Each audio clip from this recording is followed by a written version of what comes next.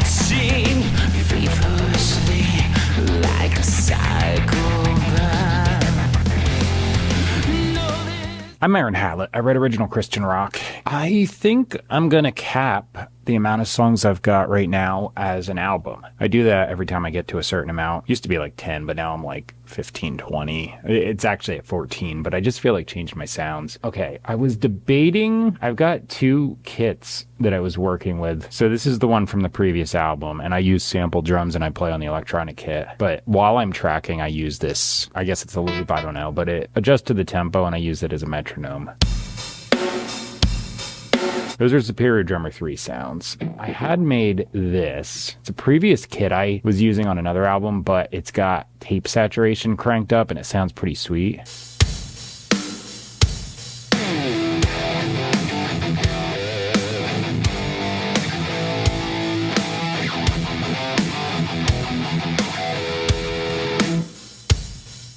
So that's cool. I've also been debating using this kit that I saved, which is actually just the Logic stock drummer sounds.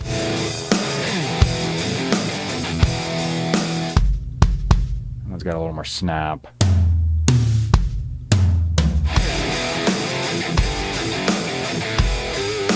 Those are both cool. This is a little more just rock, and the other one's more, I don't know, it could be metal, but not necessarily. I think I'm going to go with the Logic one first, or not the Logic, I think I'm going to go with the other one first.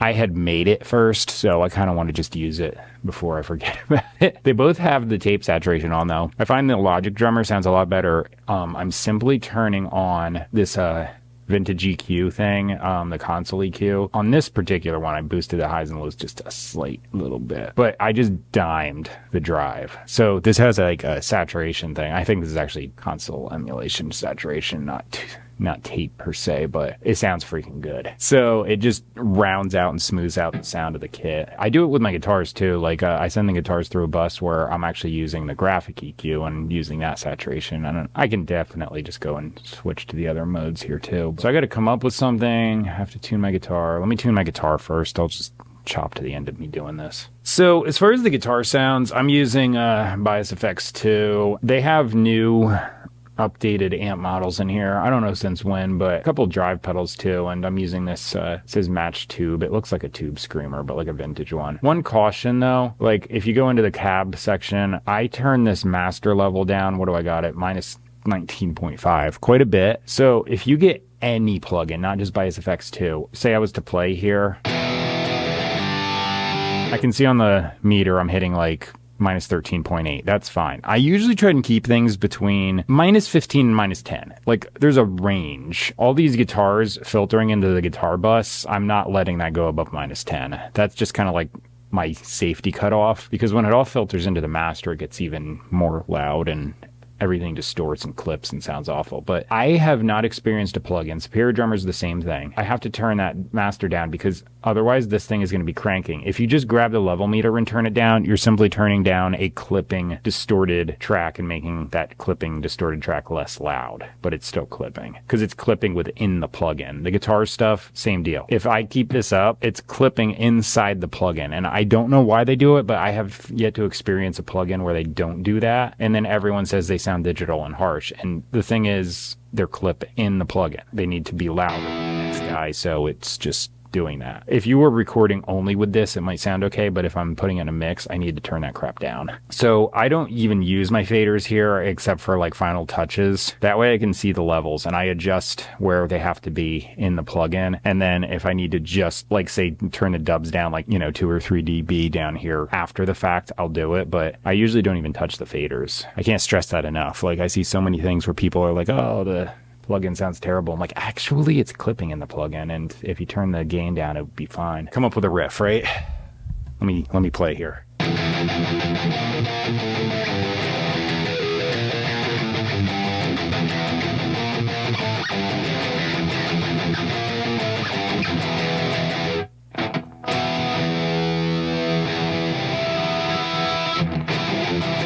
All right, got it.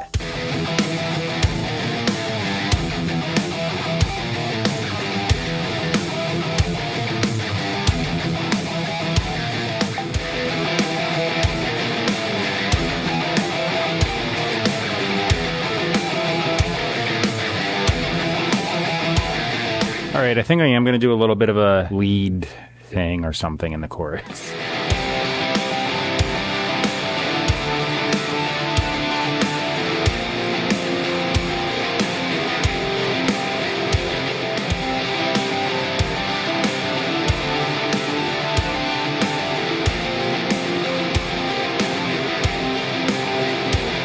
I was kind of thinking in my head, the verse part's a little sloppy, admittedly, so what if I put some crazy stuff on it and make it not so much? Yeah, that sounds pretty good. Automation complete. Now, guitar solo, I have no idea what measure this starts on.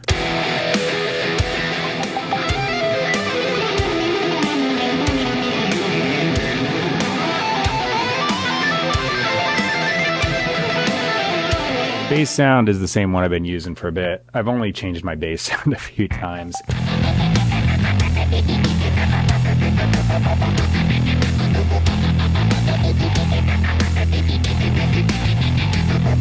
All right, the drums are up next.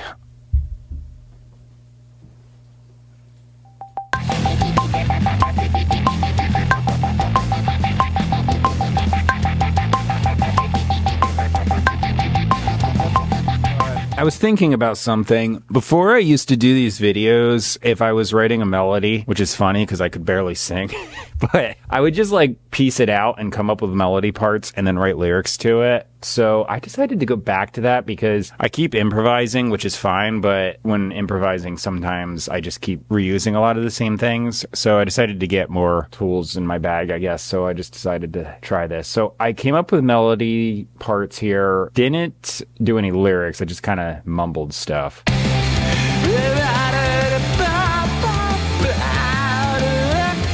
That kind of thing. So now I have lyrics. Let me just do a 4 count because otherwise I'm going to miss this, but...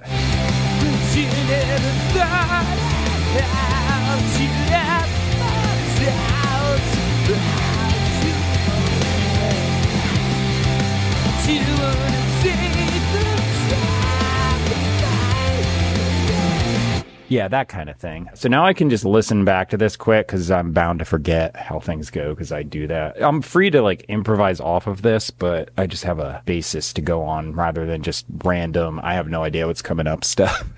It's fun in its own right, but long story short, I'm going to hit record and track vocals now.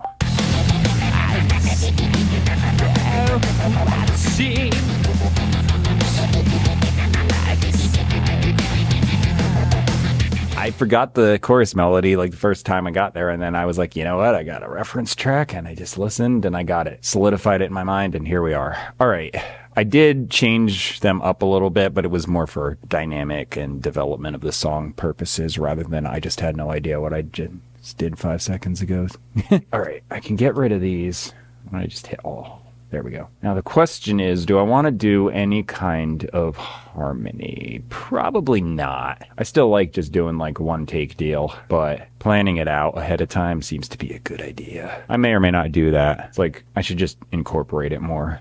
Okay, that's it though. That's how I write my songs. It is still a lot of improvising aside from the last thing I said, which is still improvising, but it's like pre-planned. So these lyrics I typed up, I didn't even do a second verse, or I just did one verse and chorus. I don't even have a name for it yet. How about Dizzy? Do I have a song named Dizzy? I have to check because I have so many freaking songs. So that's going to get copy pasted to the bottom of my description box. The middle of my description box has where you can find me online, purchase and stream my music. iTunes, Amazon, Spotify, and a couple other things are listed. And if you use one of those services, just simply go to it, type my name in the search bar, and you'll find me. I don't put the links there anymore because they time out and change them. And I'm just like, you know what? I'm sick of bulk editing my YouTube videos. The top thing is PastorMelissaScott.com. That's Bible teaching. I said in the beginning, it's Christian rock. I put that there as a resource. I'm essentially just saying, hey, come check this out. It's good stuff. It's really objective rather than subjective. Every other place I've ever seen for Bible teaching is subjective. And by subjective, I mean their own personal opinions. They'll take text out of context. A lot of places do that. Pretty much almost every place I've ever seen does that. Denominational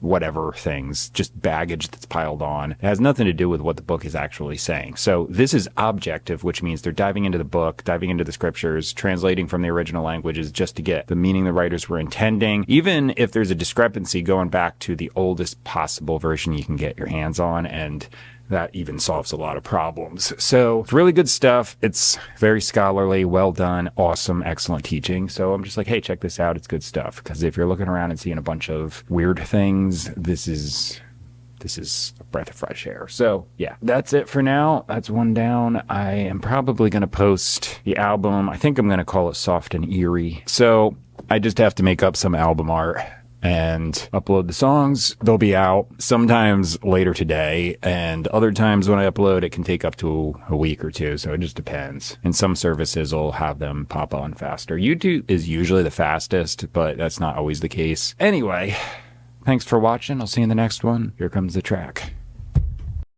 I've seen them watching feverishly like a psychopath.